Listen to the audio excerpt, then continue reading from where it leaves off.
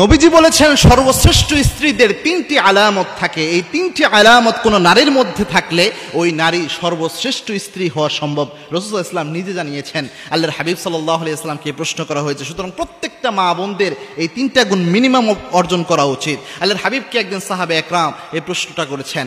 আর সাহাবে একরাম প্রশ্ন করলেন, আইয়ুন নিসাউ খায়র ইয়া রাসূলুল্লাহ, সর্বশ্রেষ্ঠ নারীকে, সর্বশ্রেষ্ঠ স্ত্রীকে? আল্লাহর হাবিব সাল্লাল্লাহু আলাইহি ওয়াসাল্লাম তিনটি আলামত বলেছেন।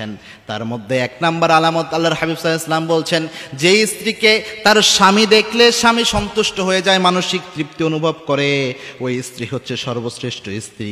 এমন স্ত্রী যে স্ত্রীকে দেখলে স্বামী তার মনের মধ্যে প্রশান্তি অনুভব করে। কিন্তু কোনো স্ত্রীর আচরণ যদি এমন হয় যে বাহিরের পরিবেশে স্বামী যায় বিশৃঙ্খলা অনুভব করেছে, ঘরের মধ্যে স্ত্রীকে দেখলে মানসিক শান্তি ঘরে দরজা দিয়ে বের হয়ে যায় স্ত্রীর চেহারা দেখলে, এরকম স্ত্রী যদি কেউ হয় তাহলে কিন্তু ওই স্ত্রী সর্বশ্রেষ্ঠ স্ত্রী হতে পারল না।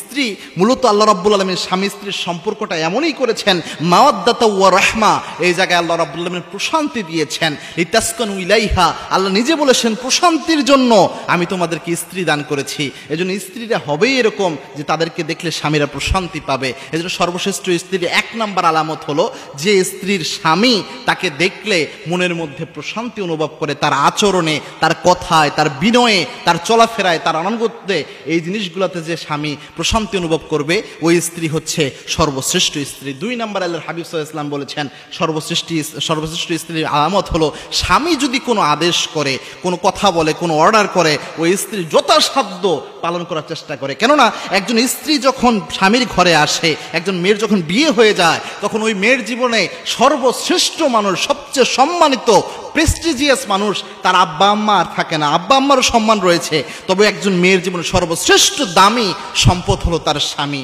সর্বশ্রেষ্ঠ সম্মানিত মানুষ হলো তার স্বামী। এজন্য স্বামী যদি কোনো আদেশ করে, স্বামী যদি কোনো কথা বলে, তাহলে অবশ্যই স্ত্রীরা যদি ওটা হালাল হয়, অবশ্যই ওই কথাটা স্ত্রীদের শুনতে হবে, এটা বাধ্যতামূলক। এটা হচ্ছে অন্যতম দুই নাম্বার গুণ। তিন নাম্বার সর্বশ্রেষ্ঠ স্ত্রী যারা হবে তাদের তিন নাম্বার যে গুণটা আল্লাহর হাবিব সাল্লাল্লাহু আলাইহি ওয়াসাল্লাম হাদিসে জানিয়েছেন, সেটা হচ্ছে সর্বশ্রেষ্ঠ স্ত্রীরা তার স্বামীর অপছন্দনীয় কোনো কিছু করে না। যে জিনিসটা তার স্বামী পছন্দ করে না এই জিনিসটা করে না। যেমন স্বামী এক বাসায় যেতে ভালোবাসে না, যে এই বাসায় তুমি যাও, এটা স্বামী পছন্দ করে না। স্বামী একটা আচরণ পছন্দ করে না, যে স্বামী যখন কথা বলবে মুখে মুখে তর্ক করা, এটা পছন্দ করলো না। অথবা স্বামী যে কোনো ছোট ছোট জিনিসগুলোও হোক এগুলো পছন্দ করে না।